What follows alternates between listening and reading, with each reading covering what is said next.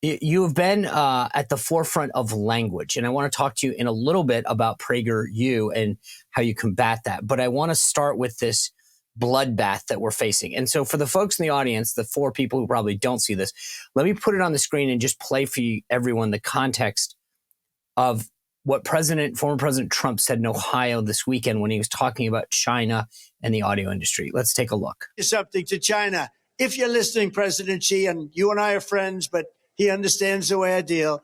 Those big monster car manufacturing plants that you're building in Mexico right now, you think you're going to get that, you're going to not hire Americans, and you're going to sell the cars to us. Now, we're going to put a 100% tariff on every single car that comes across the line, and you're not going to be able to sell those cars. If I get elected, now, if I don't get elected, it's going to be a bloodbath for the whole.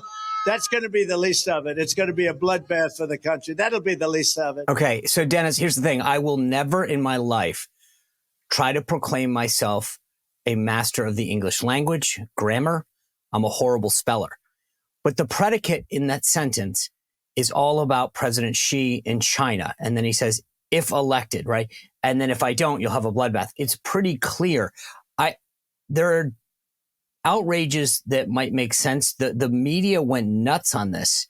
And I don't know if they were just bored or they were drunk because they're all at the gridiron dinner, but this thing, I think, got blown way out of proportion. Well, did Charlottesville not get blown out of proportion? He never said they were fine Nazis. For the father of a Jewish daughter, Jewish son-in-law, and Jewish grandchildren to think they're fine Nazis, I mean, even the people who hate him don't think he's that sick. So I can explain it. It's very simple. And that is that truth is not a left-wing value. It's a liberal value and it's a conservative value, but it's not a left-wing value. 51 heads of intelligence agencies said that the Hunter Biden laptop was probably Russian disinformation. Because truth was not a value for them. Winning the election for the Democrats was a value. That's the reason they did this. Everybody who watches that knows he's not talking about massacres. And by the way, there's another proof. Look up on the internet. Any one of your viewers or listeners right now should look up on any dictionary on the internet, bloodbath. The first definition is a massacre, and the second is it was a bloodbath yesterday at the soccer game because one team blew out the other one. It was like, remember, what was it when, the former governor of Alaska, what was her name? Palin. Yeah. So Sarah Palin said, we have targets on, they're targets for us, these congressional districts. So they said, she wants to kill them. They do this all the time because truth is not a left-wing value. They sleep well at night. Do you know that the left proves to me, because my deepest passion is moral theology and philosophy, moral philosophy. The left proves the weakness of the human conscience to determine what is right or wrong. So on the thing that I found fascinating, and it didn't take long for a bunch of people on the internet to put this together. This is, to your point about the definition, this is them using the word bloodbath over and over again. Let's just take a look at this clip, because again, it shows you how ridiculous this outrage is. Take a listen. Some reports tonight on the, quote, bloodbath at the RNC. Headlines calling it a, quote, bloodbath. Be a bloodbath. Not only is it going to be a bloodbath, but after they leave New Hampshire, it's a bloodbath on her home turf. That's really tough. Trump has left a lot of corpses in his wake. I mean, we can count the bodies as part of the, quote, MAGA drive to take over Maricopa County.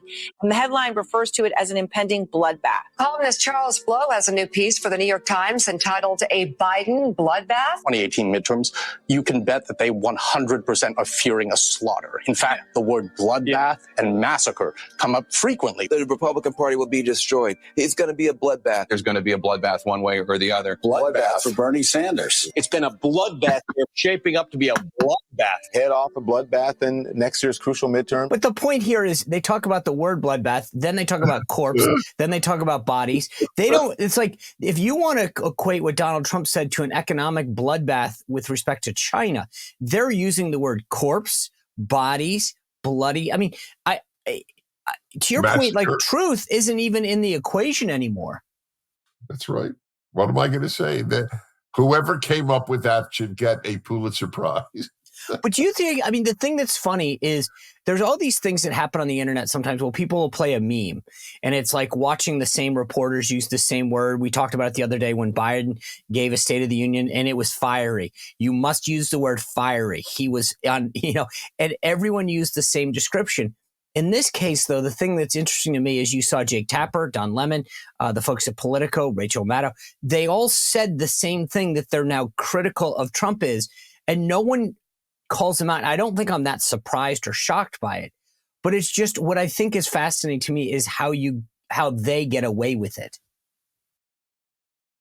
Tell me what they don't get away with. Yeah, that's true. I mean, that's if you get away with men menstruate, then you'll get away with anything.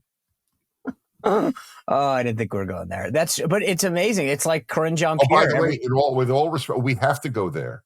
That is the proof for the final liberal holdout whom I tried to convince you're voting for bad people when you vote for the left. You're not voting for liberals anymore. You're voting for leftists. And do you believe men menstruate? Do you think that tampons should be distributed in boys' rooms in high schools? I'm just curious. Do you believe that? And they go, oh, well, that's crazy. That's crazy. But they don't realize how normative that is, how much you are considered a hater if you deny that men could become women or women could become men, or that incredibly men cannot race against women in women's sports. So I want to move on for a second, because one of the other things that I wanted to get your take on that I saw this Sunday, first of all, I said this yesterday on the show, but like the outrage on Sunday shows is now become an attempt to see who can be more anti-Trump. And so I have a huge problem with the hosts, but I'll leave that aside for now. What really kind of rose to the top for me yesterday or Sunday was when Nancy Pelosi was talking about Benjamin Netanyahu. She appeared on CNN's State of the Union with Dana Bash and came on right after President Netanyahu came on. This is how Nancy Pelosi described Netanyahu. Let's take a look at that description real quick.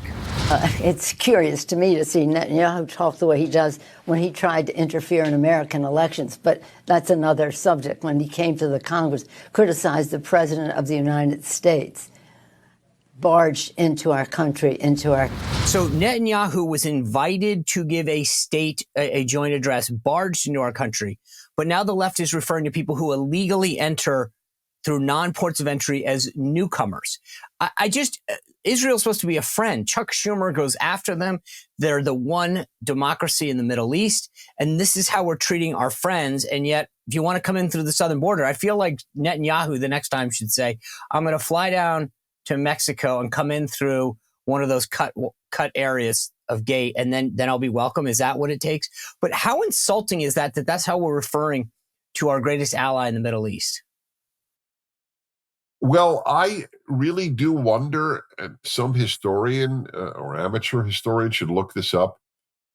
Has someone in the powerful position of Senate Majority Leader ever told a fellow democracy that they should get rid of their leader? During a time of war? Even during a time of peace. I'm very curious. I don't recall it, but that I'm not a living thesaurus or encyclopedia. I am curious. Has it ever happened? The preoccupation of the left with Netanyahu is just like it is with Trump.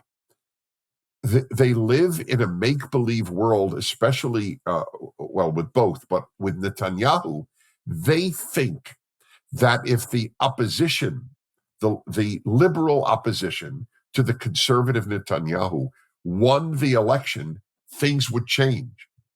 I read Hebrew like I read English, but you don't have to know any Hebrew to know this. All of Israel agrees with the war in Gaza.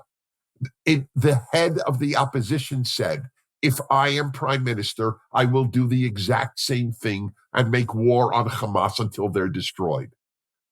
There is no prominent Israeli who says otherwise. So they live in this fairy tale world. It's Netanyahu. No, it's Israelis not wanting to be destroyed. They have a very odd wish, the Israelis, not to have another Holocaust in their lifetime.